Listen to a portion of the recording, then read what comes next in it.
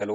एक बार फिर से आप सभी को मेरे राम राम। और आज एक बार फिर से मैं आपको आरडब्ल्यूए दिल्ली पुलिस के मॉक टेस्ट के मैथ्स का सोल्यूशन करवाने वाला हूं, जो आज 19 तारीख को हुआ था। और एक बात मैं अपनी पहली वीडियो में भी बोल चुका हूं कि मैं पूरी गारंटी के साथ कह सकता हूं कि आपने इस मॉक टेस्ट का सोल्यूशन चाहे कहीं भी यूट्यूब पे या किसी भी प्लेटफॉर्म पे देख लिया हो, अगर आप इस वीडियो को देखोगे तो आप खुद एक डिफरेंस क्रिएट कर दोगे कि उनमें और इनमें आपको बहुत डिफरेंस देखने को मिलेगा, क्योंकि मैंने हर एक क्वेश्चन को बहुत ही ईजी वे में और शॉर्ट ट्रिक के साथ और जितना हो सकता है आपको कैलकुलेशन से बचाने की कोशिश की है।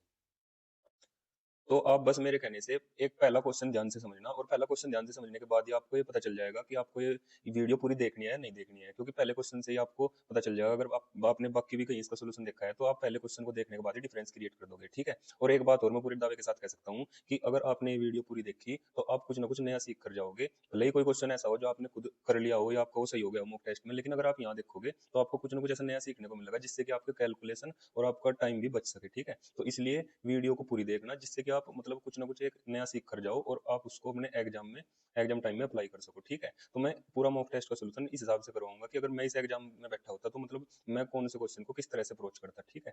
तो चलिए भाई, आज का सोल्यूशन स्टार्ट करते हैं। और थोड़ा सा अपने बारे में बता दूं, मेरा नाम मोहित है और ये कुछ एग्जाम्स है जिनमें सिलेक्टेड हूँ, और ये कुछ एग्जाम्स है जिनमें मैथ में से पूरे नंबर ला चुका हूँ, ठीक है। तो चलिए भाई, पहले क्वेश्चन से स्टार्ट करते हैं। तो भाई वैसे तो क्वेश्चन नंबर 9 है, लेकिन मैंने इस क्वेश्चन को स्टार्टिंग में इसलिए लिया क्योंकि जिससे कि आपको इस क्वेश्चन को देखने से ही पता चल जाए कि आपको वीडियो पूरी देखनी है नहीं देखनी है। मतलब आप इस क्वेश्चन को ही देखने से ये डिफरेंस क्रिएट कर दो कि मैंने कितनी कोशिश की है आपको शॉर्ट में और आपको कैलकुलेशन से बचाने की और आपका टाइम बचाने की, ठीक है।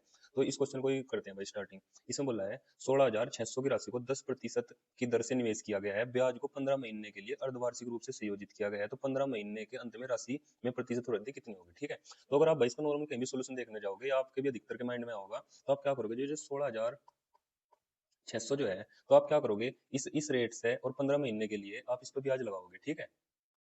आप क्या करोगे, आप रेट को आधा करोगे, क्योंकि इसमें अर्धवार्षिक की बात की है, इसका आधा करके इसको 5% करोगे, और इसको 5% के हिसाब से जैसे इसमें 15 महीने दिए हैं तो पाँच पाँच मतलब छह छह छमाही के लिए इसने बोला है इसमें, ठीक है। अर्धवार्षिक है ना, तो 6 और 6 12 और 3 15, ठीक है। तो आप क्या करोगे, इस पे 2 छमाही का ब्याज लगाओगे और 30 मतलब लगभग के हिसाब से 3 पार्ट में ब्याज लगा के, और जो वो ब्याज होगा वो उसमें अमाउंट में जोड़ के, और जो इनका गैप होगा दोनों का वो यहाँ लिखा है और इसको इसके नीचे लिखा है। मतलब आप टोटल फिर 100 से मल्टीप्लाई करके देखोगे कि इस राशि में मतलब कितने का इसमें जो प्रतिशत वृद्धि हुई, ठीक है। ये नॉर्मल तरीका जो है, मतलब आपके दिमाग में दिख करके ये वर्ड आया होगा, ठीक है। लेकिन भाई इस तरीकों को करने में इतनी गुना भाग हो जाएगी कि गुना भाग करने में कई मिनट का टाइम निकल जाएगा, ठीक है। तो मैं ऐसे नहीं करना, मैं आपको इसको बिल्कुल शॉर्ट तरीका बताऊंगा जिससे आप मतलब कुछ ही सेकंड में इसको आराम से कर लोगे, ठीक है। तो मैं बताता हूँ आपको तरीका,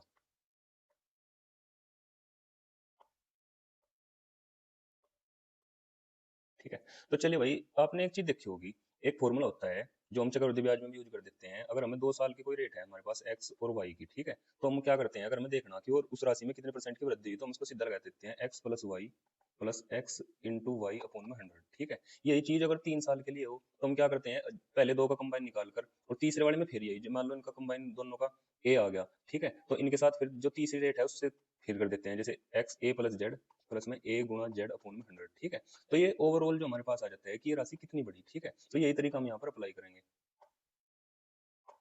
तो कैसे करेंगे, चलिए भाई मैं आपको बताता हूँ। इसमें हम क्या करेंगे, सबसे पहले तो हम ये चीज देखेंगे कि इसकी हमें कोई जरूरत नहीं है, ठीक है। तो हम क्या करेंगे, आप ध्यान से समझना। हम करेंगे कि रेट हमारे पास थी 10% की, ठीक है। तो उसने बोला कि अर्धवार्षिक रूप से, अर्धवार्षिक का मतलब होता है ये है पूरे साल की, मतलब 12 महीने का। अर्धवार्षिक का मतलब होता है 6 महीने, तो इसका मतलब होता है रेट हो जाएगी हमारी 5% की, क्योंकि अर्धवार्षिक की बात हुई तो सीधा इसका आधा, ठीक है। तो अब उसने बोला 15 महीने के लिए, तो 15 महीने जब हमें देखा है, हमें इसके बनाए तो 6 महीने तो एक हो जाएंगे, 6 महीने एक हो जाएंगे, ठीक है, अर्धवार्षिक के हिसाब से। बाद में हमारे पास 3 महीने बचेंगे, ठीक है।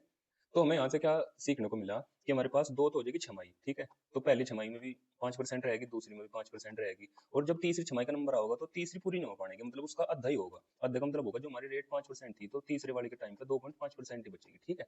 तो अब हमें देखना कि ये राशि कि मतलब नॉर्मल से कितनी ज्यादा होगी, ठीक है। तो अभी यहाँ पर वही फॉर्मूला हम अप्लाई कर देंगे, एक्स प्लस वाई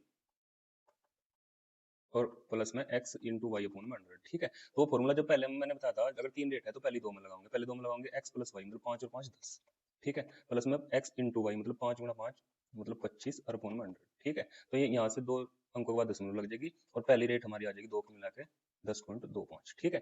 तो उसके बाद अब इन दोनों की कंबाइन तो ये आ गई, ये वाली। अब इसका इसका और इसके साथ वही एक्स प्लस वाई वाला फॉर्मूला लगाओगे, तो एक्स प्लस वाई और प्लस में 10.25 गुणा में 2.5 अपॉन में 100, ठीक है। तो जब इन दोनों को जोड़ेंगे तो ये सीधा सीधा ही तो हो जाएगा 12 पॉइंट 12 इसके साथ इसको जोड़ देंगे 12.75, ठीक है, क्योंकि अगर मैं इसमें लिख कर जोड़ूँ 2.5 करके तो ये सीधा सीधा हो जाएगा 5 7.12, ठीक है, 12.75, ठीक है। इतने का कंबाइन तो हमारा आ गया ये वाला, ठीक है। अब इन दोनों को मल्टीप्लाई करेंगे, तो इन दोनों को मल्टीप्लाई करेंगे 25 गुना 25 625 और 25 एकम 25, ये आ जाएगा 25 625 आ जाएगी इनकी, ठीक है। तो 3 अंकों के बाद तो दशमलव पहले थी 2 ही है, तो 5 अंकों के बाद दशमलव आ जाएगी, तो 1 2 3 4 5, ठीक है।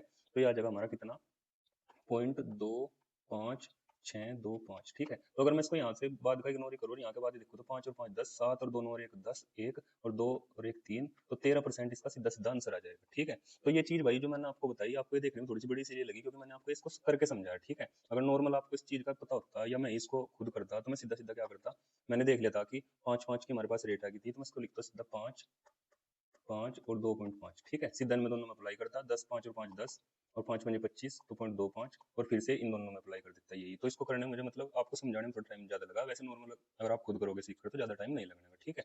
तो ये चीज़ थी भाई, और आपको लगा भी होगा, ठीक है, कि आपको कुछ नया सीखने को मिला, ठीक है। और जिन भाइयों को इसका पहले से ही पता था तो उनका रिवाइज भी हो गया होगा अच्छे से। तो चलिए भाई नेक्स्ट क्वेश्चन पर चलते हैं। और एक चीज और मैं आपको भाई बता दूं, अगर आपको मतलब वीडियो देखने से और क्वेश्चन समझने से आपको ऐसा लग रहा है कि हाँ हमें कुछ नया सीखने को मिल रहा है और हमें अच्छे से मतलब समझ में आ रहा है, तो आपको लाइक और सब्सक्राइब तो करना ही है, लेकिन साथ में कमेंट करके जरूर बताना, क्योंकि कमेंट करने से मुझे भी एक चीज का पता चलता है कि हाँ भाई जो मैं मेहनत कर रहा है वो बच्चों की समझ में आ रही है और मेरी मेहनत एक सही दिशा में जा रही है। इसलिए भाई एक कमेंट करके जरूर बताना कि आपको वीडियो मतलब कैसी लगी, ठीक है। तो चलिए इस क्वेश्चन को करते हैं, ठीक है।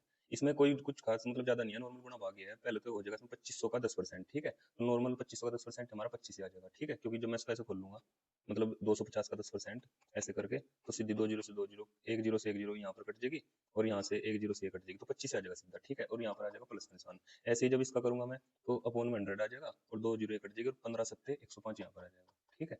और आगे है इसमें 231 का 2/3, ठीक है। और फिर माइनस का निशान है, फिर है x का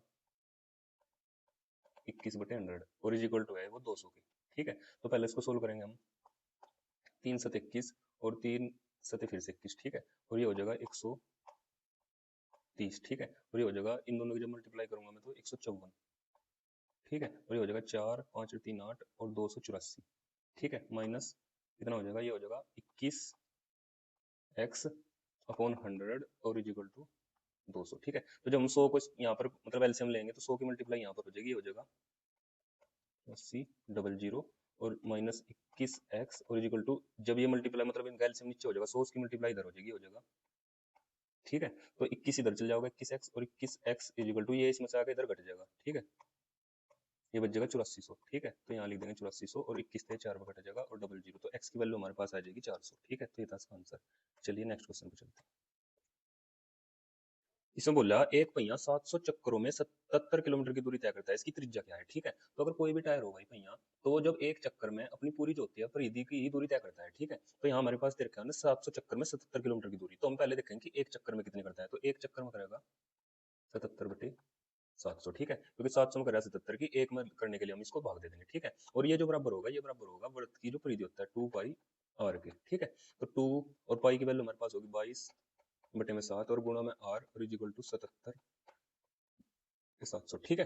तो r की वैल्यू पता करनी, तो यहाँ से हो जाएगा 100, ठीक है। और 11 से कट जाएगा 2 बार और 11 से कट जाएगा 7 बार, ये हो जाएगा 4 और 4 से जब इसको भाग देंगे तो 4 एकम 4 बच जाएंगे 3, यहाँ पर लग जाएगा एक पॉइंट, एक सेकंड, यहाँ पर लग जाएगा 4 एकम 4 एक आ गया था और पॉइंट लगा लेता हूँ, बच गए थे 3 और 4 7 28 और बच गए 2 और 4 5 20, मतलब आपको ये आंसर था किलोमीटर में। लेकिन आपको ज्यादा मतलब अगर इस टाइप का क्वेश्चन आ जाए कई बार और आपकी डीजीटी अगर मैच हो रही है, भले ही पॉइंट आगे पीछे भी हो, तो आप सीधा सीधा भी आंसर लगा सकते हो, ठीक है। क्योंकि अगर इस क्वेश्चन में ही यहाँ कुछ ऐसा होता कि 1.75 भी होता या फिर 175.0 ऐसा होता, तो आपको अलग अलग बनाने की जरूरत है मतलब मीटर किलोमीटर में। लेकिन अगर आप ऐसे ऐसे अलग अलग डिजिट में ऑप्शन है और आपका आगे पीछे भी आ रहा है अगर पॉइंट, तो सीधा कोई मतलब मीटर में बनाने की जरूरत नहीं है, आप सीधा यहीं से देख के ही आंसर लगा सकते हो, ठीक है। तो इसका आंसर था। बाकी अगर आप इसको मीटर में बनाना चाहो तो मीटर में बना सकते हो 1000 तक गुणा करके, ठीक है। तो चलिए भाई नेक्स्ट क्वेश्चन पे चलते हैं। इसमें इसने बोला कि एक दूध व्यापारी 50 रुपए प्रति लीटर की दर से 40 लीटर दूध खरीदता है, उसमें 12 लीटर पानी मिलाता है, पानी जो है मुफ्त है, ठीक है। वह इस मिश्रण को 40 रुपए प्रति लीटर की दर से बेच देता है, तो लाभ प्रतिशत बताना है, ठीक है। तो इन्होंने 50 रुपए प्रति लीटर की दर से 40 लीटर दूध लिया, ठीक है। तो 50 गुणा 40, ठीक है। तो 5 चौके 20 मतलब 2000 रुपए जो है ना खर्च कर दिए, इसका सीपी था, ठीक है। 50 रुपए प्रति लीटर थे, 40 लीटर था, ठीक है। 12 लीटर उसने पानी मिला दिया इसमें, अगर 12 लीटर में इसमें जोड़ दूं तो कितना हो गया, 52 लीटर, ठीक है। अब उसके पास 52 लीटर जो है टोटल मिश्रण हो गया, ठीक है। उसने बेचा किस रेट से, 40 रुपए के हिसाब से बेच दिया हमने, तो 40 की अगर मैं इसमें गुणा करूं तो 0 4 दूनी 8 और 5 चौके 20, ठीक है। मतलब ये हुआ इसका एसपी, ठीक है। तो उसने कितने का प्रॉफिट हुआ, मतलब 2000 की चीज थी, 2080 की बिक गई, तो 80 का प्रॉफिट हुआ किस पे, सीपी पे, मतलब 2000 रुपए, ठीक है। और गुणा में 100, तो 2 जीरो से 2 जीरो और ये और 2 चौके 8, मतलब 4% का जो है उसने प्रॉफिट हुआ, ठीक है। नॉर्मल जो जो जैसे मतलब क्वेश्चन बोलना था वही लिखा जाना था हमें, ठीक है। चलिए नेक्स्ट क्वेश्चन चलते हैं। इसमें बोल रहा कि यदि एक घनाभ की लंबाई चौड़ाई और ऊंचाई का योग 19 है, ठीक है। तो घनाभ है भाई ये एक, इसकी लंबाई चौड़ाई और ऊंचाई, ठीक है, इसका योग है हमारे पास 19, ठीक है। तो उसने बोला इसके विकर्ण की लंबाई, इसका विकर्ण होता है एल का स्क्वायर, जो उसका फॉर्मूला होता है बी का स्क्वायर और प्लस एच का स्क्वायर, ठीक है। वो कितना है हमारे पास, इसका अंडर रूट, वो कितना है हमारे पास, वो है हमारे पास 15, ठीक है। तो मैं पूछा घनाभ का कुल पृष्ठीय क्षेत्रफल, वो होता है 2 into L plus B, B L into B into H और एच इंटू एल, ठीक है। तो हमें यहाँ एक चीज ध्यान देनी कि एक फॉर्मूला होता है एल, मतलब अगर हमें इन दोनों का यूज करके ये चीज लानी तो हमें एक फॉर्मूला होता है L plus B plus H का होल स्क्वायर इक्वल होता है एल का स्क्वायर प्लस बी का स्क्वायर प्लस एच का स्क्वायर प्लस में 2 इंटू और इंटू में फिर ये सारा आ जाता है, मतलब एल बी एच और प्लस एच इंटू एल, ठीक है। तो अगर हमें इन दो चीज की वैल्यू पता चल जाए तो हम सोल्व करके इसकी वैल्यू निकाल सकते हैं, ठीक है। तो इसकी वैल्यू हमारे पास कितनी है, इसकी वैल्यू है हमारे पास, मतलब L plus B plus H क्या 19, तो इसका स्क्वायर होगा हो जाएगा 361, ठीक है। और इसकी वैल्यू हमारे पास है 15, अगर इसका हमें चाहे यहाँ से L square plus B square plus H square, तो इसका भी स्क्वायर कर दें तो कितना आ जाएगा 225 और प्लस में 2 और इंटू में ये सारा चीज जो हमें चाहिए, ठीक है। तो ये इधर आके इसमें से घट जाएगी, तो ये घट कितना हो जाएगा 2 2 5, अगर मैं इसमें घटाऊं तो 11 में से 5 गए 6, एक दाई इंग्लिश यहाँ बच गए थे 5, 5 में 2 गए, कितना बच गया 3 और एक यहाँ बच गया, तो 136 जो है इसका आंसर हो जाएगा इस वाले पार्ट का। और यही हमें पता करना था क्योंकि यही घनाभ का जो है संपूर्ण पृष्ठीय क्षेत्रफल होता है, ठीक है। तो चलिए भाई नेक्स्ट क्वेश्चन पर चलते हैं।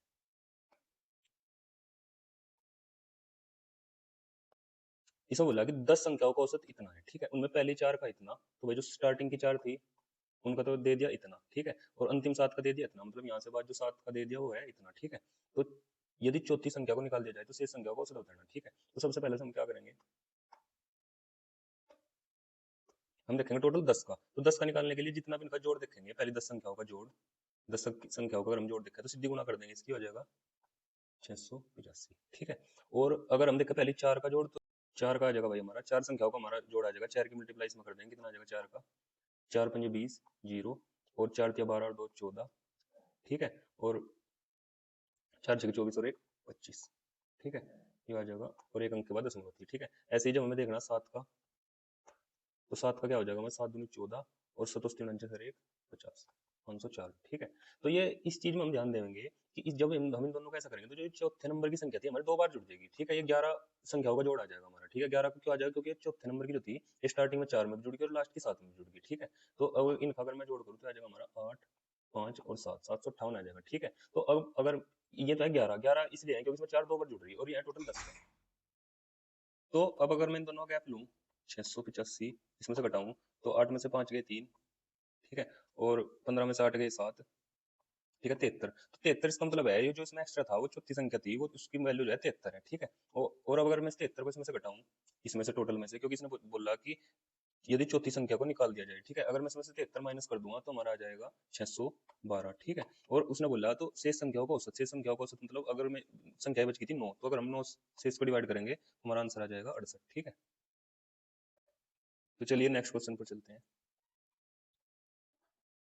इस क्वेश्चन बोला किसी राजमार्ग पर x और y बिंदु एक दूसरे से 90 किलोमीटर दूर है, ठीक है। तो भाई 2 पॉइंट है x और y और इनके बीच की दूरी है 90 किलोमीटर, ठीक है। एक ही समय पर एक कार x से शुरू होती है और दूसरी y से, अगर मैं दोनों एक ही दिशा में जा रही हैं तो वह 9 घंटे में मिलती हैं, ठीक है। तो अगर मैं दोनों जा रही सेम डायरेक्शन में तो मिलेंगी 9 घंटे में, ठीक है। और अगर मैं विपरीत दिशा में जा रही तो मिलेगी 9 बटे 7 घंटों में, मतलब अगर मैं विपरीत में जा रही दोनों ऐसे तो मिलेगी 9 बटे 7 में, ठीक है। तो दोनों कारों में से एक कार की अधिकतम गति, मतलब दोनों कारों में से एक कार की अधिकतम गति है, ठीक है, वो बतानी है हमें, जो सी एक कार की गति बतानी, ठीक है। तो हम एक चीज आपने ध्यान दी होगी भाई, अगर दोनों सेम डायरेक्शन में जा रही है कोई चीज, ठीक है, आपने भी अगर आप कभी किसी बस में ट्रेन में बैठे होंगे, अगर आपको आप जिस बस में बैठे, अगर आपको कोई बस दूसरी ओवरटेक करे तो आपको बहुत धीमी गति से आगे निकलती दिखेगी। इसका मतलब अगर दोनों सेम डायरेक्शन में जा रही है तो हमारी दूरी जो है वो घट जाएगी, ठीक है, मतलब डिस्टेंस, सॉरी स्पीड, ठीक है। और अगर आप किसी बस या ट्रेन में जा रही है और आपके सामने से कोई दूसरी चीज आ रही है तो आपको उसकी स्पीड बहुत ज्यादा लगे, ठीक है, तो यहाँ पर हमारी जो स्पीड होती है वो जुड़ जाती है, ठीक है। ठीक है, एक चीज तो ये। दूसरी चीज इसमें आपको ज्यादा सोल्व करने की जरूरत नहीं है, आप सीधा इसको ऑप्शन से भी लगा सकते हैं। वो कैसे, देखो मैं आपको बताता हूँ, ठीक है। आपको पता होगा समय बराबर होता है, समय बराबर मतलब समय बराबर दूरी और बटे में चाल होता है, ठीक है। तो पहली कंडीशन में हमें देखा कि हमारी दूरी तो थी 90 की, ठीक है, और अपोन में चाल हमारी थी x माइनस वाई, और इजिकल टू हमारे पास था 9 घंटे। दूसरी कंडीशन में हमें देखा कि दूरी हमारी सेम थी और स्पीड हमारी ये थी, और टाइम लगा हमें 9/7 घंटे, ठीक है। तो अगर मैं एक चीज ध्यान से देखूं, अगर मैं 90 को कैसे किस चीज से भाग दूं कि यहाँ पर 9 आ जाए, तो हमें सीधा पता चल जाएगा कि 10 से भाग दिया होगा, ठीक है। 90 को हमें 10 से भाग दिया होगा जब जाकर हमारा 9 आया होगा, ठीक है। तो x माइनस वाई की वैल्यू तो 10 आएगी, ठीक है। और दूसरी चीज अगर मैं देखूँ 90 को हम किस चीज से भाग दें कि 9/7 आ जाए, तो 90 को हमें 70 से भाग दिया होगा जब एक जीरो कट के 9 और 7 आया होगा। तो हमें ऐसी संख्या देखनी है ऑप्शन से जिनका गैप तो हमारे पास 10 हो, ठीक है, और दोनों को मैं जोड़ दूं तो 70 आ जाए, ठीक है। तो इसने बोला कि अधिकतम गति वाली कार बतानी है हमें, तो अधिकतम वाली हम सीधा ऑप्शन से देख लेंगे। अगर मैं ऑप्शन से देखूं, अगर वो अधिकतम वाली में 20 मान लूं तो 20 तो हो जाएगी बड़ी, और उससे एकदम छोटी माननी है उससे 10 कम, तो वो एकदम हो जाएगी, मतलब दूसरी वाली हो जाएगी 10, ठीक है। तो और इन दोनों का जोड़ करके देखो वो 70 नहीं आ रहा, तो ये ऑप्शन तो चलने का नहीं। फिर मैंने देखा 30 वाला, ये भी नहीं चलने का। लेकिन अगर मैं बड़ी जिसकी ज्यादा स्पीड है उसको 40 मान लूं, ठीक है, तो जो छोट मतलब कम स्पीड है वो जिससे 10 कम है तो वो 30 आ जाएगी, ठीक है। और इन दोनों का अगर मैं जोड़ करके देखूं वो 70 आ जाएगा, तो ये वाली सेटिस्फाई कर रही है, मतलब ये वाला ऑप्शन, ठीक है। तो इसका सीधा आंसर ऑप्शन से आ जाएगा। और ये इतना कुछ जो था मैंने आपको समझाने के लिए ही करा, ठीक है, बाकी इतना कुछ करने की जरूरत नहीं थी। आप नॉर्मल यहीं से देखे कि 90 के हिसाब से यहाँ पर 9 आ रहा था, ठीक है, और 9/7 भी आ रहा था, तो 7 से आपको अंदाजा लग जाता कि कहीं ना कहीं हमें दो ऐसे फैक्टर चाहिए थे जिनका गैप 1 आ रहा हो, ठीक है, और दोनों को जोड़कर 7 आ रहा हो, ठीक है। अगर मैं जीरो लगा दूं तो ये 10 बन जाएगा और ये 70 बन जाएगा, ठीक है। तो नॉर्मल आप ऑप्शन से भी कर सकते थे, ठीक है। तो चलिए नेक्स्ट क्वेश्चन पर चलते हैं। इसमें बोला 1,50,000 की राशि है एबीसी में इस रेशो में बांटी गई है। यदि किसी दूसरी धनराशि का बंटवारा इस रेशो में हो तो ए के पास समान धनराशि मिलेगी, तो इसका और दूसरी राशि का अनुपात क्या है, ठीक है। तो यदि हमारी कितनी एक,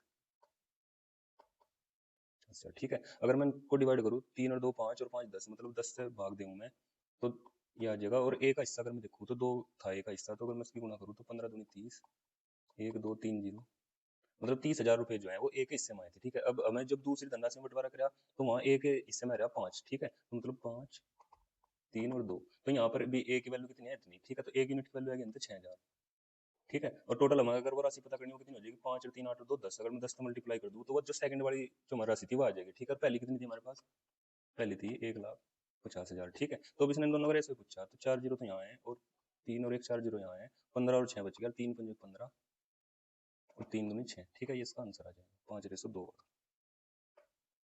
चलिए नेक्स्ट क्वेश्चन पे चलते हैं। ये क्वेश्चन वही है, यूनिट डिजिट का है। तो इस क्वेश्चन को मैं आपको करवाने से पहले इसका थोड़ा सा आपको कंसेप्ट क्लियर कर दूं मैं आपका, एक सेकंड। तो भाई ध्यान से देखना, मैं आपको मतलब एक लाइन में सारा कंसेप्ट क्लियर कर दूंगा। वैसे तो इस चैप्टर की वीडियो मैंने अपने चैनल पे भी डाल रखी है, मतलब यूनिट डिजिट की, लेकिन फिर मैं आपको एक लाइन में इस पूरे चैप्टर का कंसेप्ट क्लियर कर दूंगा, ठीक है। आप कोई भी कितनी बड़ी संख्या ले लो, कितनी बड़ी संख्या हो, मान लो 576 हो या 2,312 हो या कुछ भी संख्या हो, आप एक चीज नोट करोगे कि उसके लास्ट में या तो जीरो होगी या एक होगा या दो होगा या तीन होगा या चार होगा या पांच होगा या छह या सात या आठ या नौ, ठीक है। मतलब उसकी जो लास्ट लास्ट डिजिट होगी, इकाई का अंक होगा, यूनिट डिजिट, वो मतलब इन सब में से ही एक होगा, ठीक है। तो इन्हीं का यूज करके मैं आपको सारे आपके जो है कंसेप्ट क्लियर करता हूँ, ठीक है।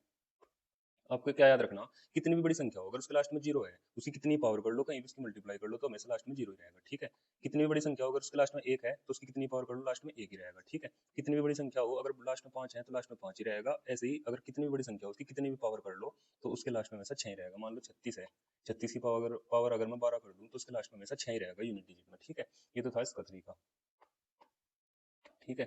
तो टोटल 10 थे, 10 में से 4 का तो ये रूल बता दिया मैंने। अब आ जाओ 4 की बात। 4 में क्या होता है, अगर 4 की पावर हम 1 करेंगे 4 होगा, 4 की पावर अगर हम 2 करेंगे 16 होगा, ठीक है। वो फिर से इसमें 4 की गुणा करेंगे फिर 4 होगा, फिर गुणा अगर 4 की करेंगे मतलब 4 पावर करेंगे फिर से 6 आ जाएगा, ठीक है।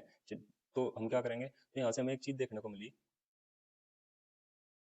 कि 4 की पावर 1 4, 4 की पावर 2 16 और 4 की पावर 3 4 चौक 16 चौका 64 और 256 4 की पावर 4, ठीक है। तो हम यहाँ देखेंगे 4 की पावर 1 अगर मतलब ओड है तो 4 ही रहेगा, और 4 की पावर 2 इवन है तो हमेशा लास्ट में 6 रहेगा। ठीक है, यही तरीका है 9 का। 9 की पावर 1 पे मतलब इवन है, ओड है तो 9 रहेगा, और अगर इवन है तो लास्ट में नम 81 मतलब यूनिट डिजिट 1 रहेगी। ठीक है, ये तो हो गया इनका। अब बच गए 2, 3 और 7 और 8। 2, 3, 7, 8 का क्या चक्कर है भाई, ये जो होते हैं जैसे 2 की पावर 1, 2 की पावर 2, 2 की पावर 3, 2 की पावर 4 और 2 की पावर 5। ठीक है, 2 एकम 2, 2 दूनी 4, दूनी 8, दूनी 16, दूनी 32। ठीक है, तो इसका क्या होता है, इसका हर 4 के बाद, हर 4 पावर के बाद 5 की पावर में फिर से रिपीट होना शुरू हो जाएगा। जैसे 2 की पावर में 6 लगू तो 32 दूनी 64। ठीक है, तो पहले 2 था, 4 था, फिर 8 और फिर 6 यूनिट डिजिट में, और फिर जैसे ही 4 का सर्कल पूरा होगा उसके बाद फिर से 2 होगा, फिर 4 होगा, फिर 8 होगा, फिर 6 होगा। ठीक है, ये चीज 2 में होती है, ऐसे ही 3 में होगा, ऐसे ही 7 में होगा, क्योंकि 7 में क्या होगा, 7 की बार 7 1 1 49। ठीक है, 343 और 2401। 7 की बार 4 तो पहले 7 होगा, फिर 9 होगा, फिर 3, फिर 1, और फिर से अगर मैं इसमें 7 की गुणा कर दूं तो फिर से 7 आ जाएगा। ठीक है, तो 2 का, 3 का, और क्या नाम लेकर 7 का और 8 का, इनका रूल ये है कि इनकी पावर को हमें 4 से भाग करके देखना। ठीक है, अगर मैं छोटा सा एग्जांपल यहीं पर दे दूं कि 2 की पावर अगर 5 की यूनिट डिजिट मुझे पता करनी हो तो मैं क्या करूंगा, 2 की पावर 5। ठीक है, और इसकी पावर को मैं 4 से भाग दे के देखूंगा, तो 4 से भाग दे के देखूंगा तो मेरा ये क्या आ जाएगा, 4 + 1 मतलब 4, तो इसमें सर्कल पूरे बन रहे हैं। यहाँ पर 1 2 3 4, ये पूरे बनने के बाद एक एक्स्ट्रा है। इसका मतलब क्या है कि ये पूरी होने के बाद हटके से फिर मतलब वही सर्कल स्टार्ट हो जाएगा। मतलब जो 2 की पावर 1 की वैल्यू होती है वही 2 की पावर 5 में की यूनिट डिजिट होगी। ठीक है, तो हमें क्या करना, मान लो 2 की पावर मेरे पास 6 देती। ठीक है, तो मैं इसको सीधा 4 से डिवाइड करूंगा, मेरा यहाँ पर रिमाइंडर कितना आ जाएगा, 2। ठीक है, तो जो 2 की पावर 2 का मेरा यूनिट डिजिट होगा 4, वही 2 की पावर 6 का होगा। ठीक है, देखो ये रहा, यहाँ पर 64 का 4 था और 2 की पावर 2 का भी 4 था। ठीक है, तो 2, 3 और 7 और 8 में हमें इनकी पावर को 4 से भाग करके देखना, और 4 से भाग करने का भी होता है किसी भी संख्या के लास्ट के 2 डिजिट 4 से भाग हो जाएंगे तो पूरी संख्या भी हो जाएगी, और 2 डिजिट को भाग करने पर जो रिमाइंडर बचेगा वही पूरी संख्या को भाग करने पर रिमाइंडर बचेगा। ठीक है, तो चलिए अब मुझे लगता है आपको कंसेप्ट क्लियर हो गया होगा, तो इससे रिलेटेड जो क्वेश्चन था वो आपको मैं समझाता हूँ। ठीक है, तो पहले वाले में देखो भाई, अगर देखना मुझे कि इसका यूनिट डिजिट क्या होगा, इसका यूनिट डिजिट होगा जब मैं 4 से इसको भाग दूंगा तो 4 एकम 4 और 4 चौक 16। इसका मतलब यह है कि 4 से पूरा पूरा कट गया, तो मतलब जो सर्कल था वो एक बार को पूरा बनेगा। ठीक है, तो 7 की पावर जब 4 कर देते 2401 था, तो लास्ट में यूनिट डिजिट 1 होगा। ठीक है, प्लस अब इसको करेंगे तो 4 9 36 मतलब कितना बच गया, 2 बच गया हमारा रिमाइंडर। ठीक है, तो मैंने जो बताया था कि जो रिमाइंडर बच रहा है वही 2 की पावर कर देंगे, 2 दूनी 4। ठीक है, और माइनस। ठीक है, अब आ गए 13। ठीक है, तो जब 4 से करेंगे हम इसको तो 4 एकम 4 बच गया 1 और 4 दूनी 8, तो बच गया कितना, 2। ठीक है, तो इसकी पावर हम सीधा 2 ही कर देंगे, जितना रिमाइंडर बचा रहा है उतनी पावर कर देंगे। ठीक है, अगर पूरा पूरा सर्कल बन जाए तो पूरा पूरा कर जाए तो पावर 4 कर दे रहे हैं। ठीक है, तो 3 3 9। ठीक है, तो भी आ गया हमारा 5 माइनस 9। ठीक है, तो इसका मतलब ये है कि ये पूरी बड़ी कोई संख्या रही होगी और इसमें से हमें 9 वाली संख्या जो छोटी वाली है माइनस करनी। तो जब हम इधर से हासिल लेंगे हो जाएगा 15, और 15 में से 9 हो जाएगा हमारा बच जाएगा 6, तो इसका 6 यूनिट डिजिट हमारा आ जाएगा आंसर। ठीक है, तो चलिए नेक्स्ट क्वेश्चन पे चलते हैं।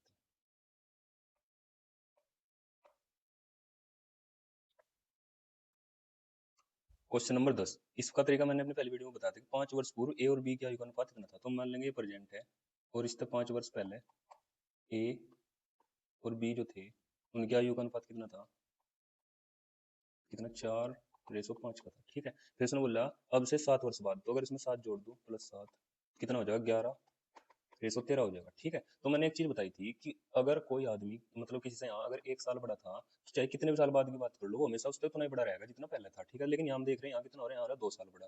तो इन गैप को हम सेम करने के लिए इसकी मल्टीप्लाई तो इन दोनों में कर देंगे और इस एक की मल्टीप्लाई इन दोनों में कर देंगे, तो 2 की मल्टीप्लाई जब मैं यहाँ करूंगा तो ये आ जाएगा 8 और ये हो जाएगा 10। ठीक है, और एक की यहाँ करने पे 11 बच जाएगा 13। ठीक है, अब अगर मैं इन दोनों का गैप देखूँ तो ये मेरे पास कितना आएगा, इन दोनों का गैप आएगा 3।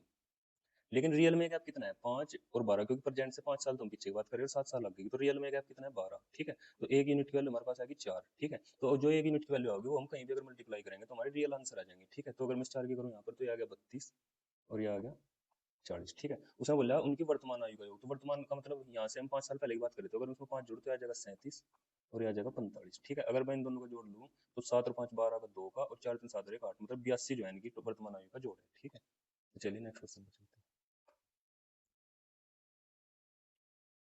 तो चलिए वही करते हैं इस क्वेश्चन को, लिख लेता हूँ पहले मैं, फिर आपको इसका कंसेप्ट बताता हूँ।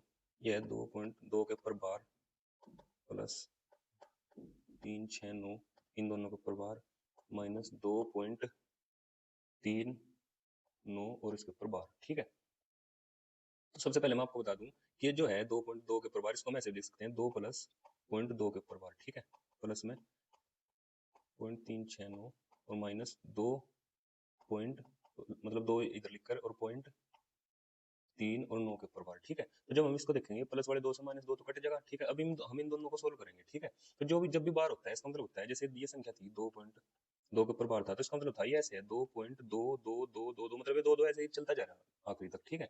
तो मैं इसको ऐसे ही सोल्व करके दिखाऊंगा आपको।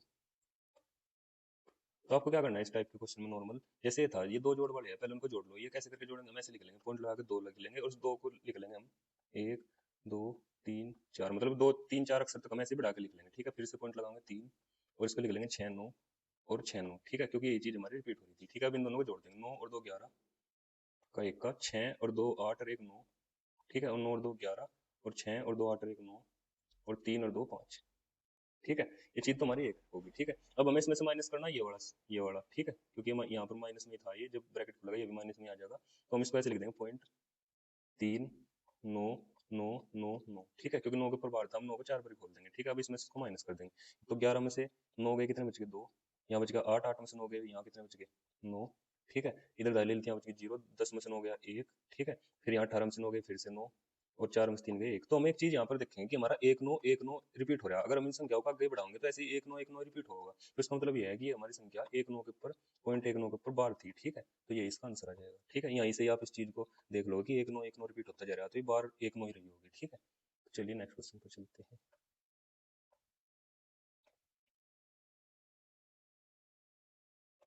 इसमें बोला एक पेन की कीमत पेंसिल की कीमत का 5 गुना है, मतलब वो जो एक पेन है वो 5 पेंसिल के बराबर है, ठीक है। मैंने 8 पेन और 4 पेंसिल इतने में खरीदी, मतलब 8 पेन प्लस 4 पेंसिल 132 रुपए में खरीदी, ठीक है। तो यहाँ में क्या करेंगे, इनको या तो पेन पेन में बदल लेंगे या पेंसिल में बदल लेंगे, ठीक है। तो एक पेन बराबर है, एक पेन की कीमत है 5 पेंसिल की, अगर मैं इसमें 8 तक गुना कर दूं तो 8 पेन और इधर भी 8 तक गुना कर दूं तो 8 पंजे 40, मतलब 40 पेंसिल के, मतलब जहाँ 8 पेन है मैं वहां मैं 40 पेंसिल लिख सकता हूँ, प्लस में 4 पेंसिल और इक्वल टू 132, और यहाँ पर तो हो जाएगी 44 पेंसिल 132 और इससे कट जाएगा 3 बार, ठीक है। तो मतलब एक पेंसिल हमारी 3 रुपए की होगी, ठीक है। तो अगर मैं यहाँ इसकी वैल्यू पुट करके देखूँ, एक मतलब एक पेन था 5 पेंसिलों के मूल्य के बराबर, तो एक पेन हमारा आ जाएगा मतलब 5 दिया 15 रुपए का, ठीक है। तो हमें पता करना 5 पेन और एक पेन हमारा आया 15 का, तो 15 पंजे 75 का, तो ये होगा, ठीक है।